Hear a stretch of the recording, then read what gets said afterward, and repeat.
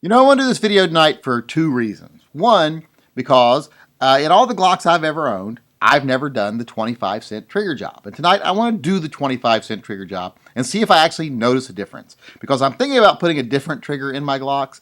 But first, like I said, I want to do that little mod, that little cheap, inexpensive mod. It actually doesn't cost really anything. I want to do that, see if it makes much of a difference before I make any decisions. And secondly, I want to talk to you tonight about back plates for these guns. Now, everyone has seen the little specialty back plates, the ones that have like the Punisher.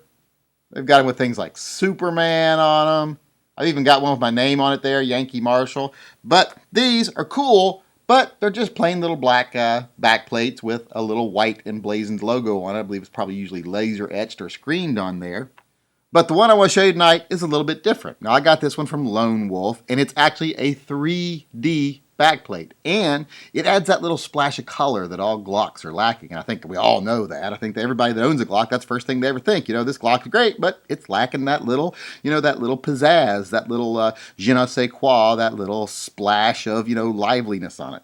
So these actually have that. If you see there, it's green, and it looks really cool. It looks really good with the green sights there.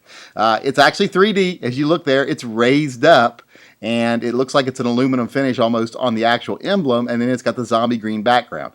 Now, you can get these in different colors and different emblems. You can get all kinds of them. There's like Marine Corps emblems, there's Punisher skulls, there's everything you can possibly think of, pretty much.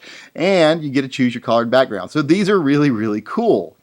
Now, I know there's going to be some people that say putting something like this on a gun is not a good idea, especially a gun that might be used for self-defense or for carry. They say childish things like this have no place on a gun. They're going to call me names, etc. on the internet, and they're going to think I actually care what they think. They're going to think they can goad me into acting out with their juvenile behavior. I'm a little more mature than that. They think that they're going to get me mad just by saying that putting something like this on your gun is stupid or that it's childish, but to those people, all I have to say is, I know you are, but what am I? No, you're stupid. No, you're stupid infinity. So there. Now that that's settled, let's move on to the 25-cent trigger job and see if it really makes a difference on this gun. Now, the first thing I got to do is just take the gun apart. Now, I'll spare you that part of it, so I will just take this down, and as soon as I got it taken down, I'll get back with you. Okay, now to do the 25-cent trigger job, there's only a couple of parts you need to polish. You need to polish the top of this right here. This is the firing pin safety. You need to polish that surface right there. You need to polish this little surface on the inside of your trigger bar, and you need to polish the top of your trigger bar right here. And you got to polish your connector here right from this little lip down. You don't have to do it all the way down, but it's a good idea to do it all the way down. Then you got it all the way. So, and it's just like, it's not much more to do all of it. So just do all of it. And there is one more little spot, the little spot right here on top that actually makes connection with the firing pin safety. That needs to be polished too. I'm not going to bore you watching me polish this, but I'm going to use Mother's Mag aluminum polish and a couple of Q-tips. I'm going to put it on, polish it off by hand. I always think these things work better if you do it by hand. So now, off camera, I'll go ahead and polish these by hand, and then I'll be back with you.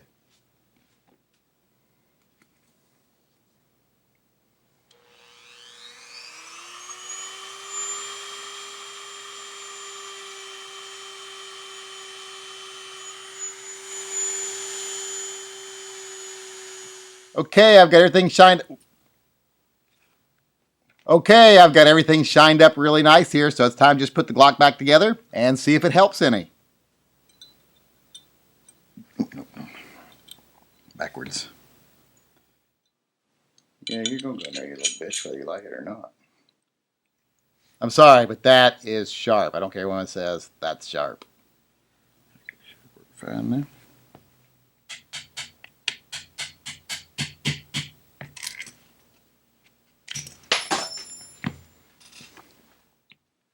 You better fucking fit or I'll make you fit.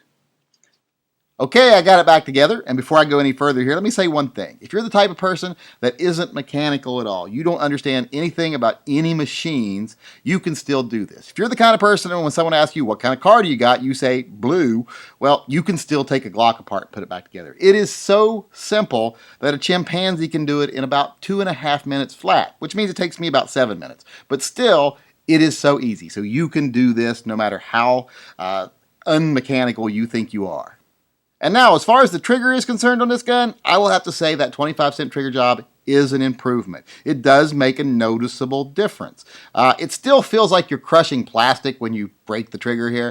It's still not the greatest trigger in the world, but it's very smooth now. It's much smoother than it was. It's still got the clunkiness. It's still got the plastic rubbing across plastic. You can still feel the firing pin safety disengage, etc. You're still going to feel those little hills and valleys, but it's much smoother. It doesn't have that grit that it had before. So I would say that this is definitely something you should do. If you have a Glock and you haven't done this to it, do it. It's cheap, it's easy, and it does make a difference, so why not do it?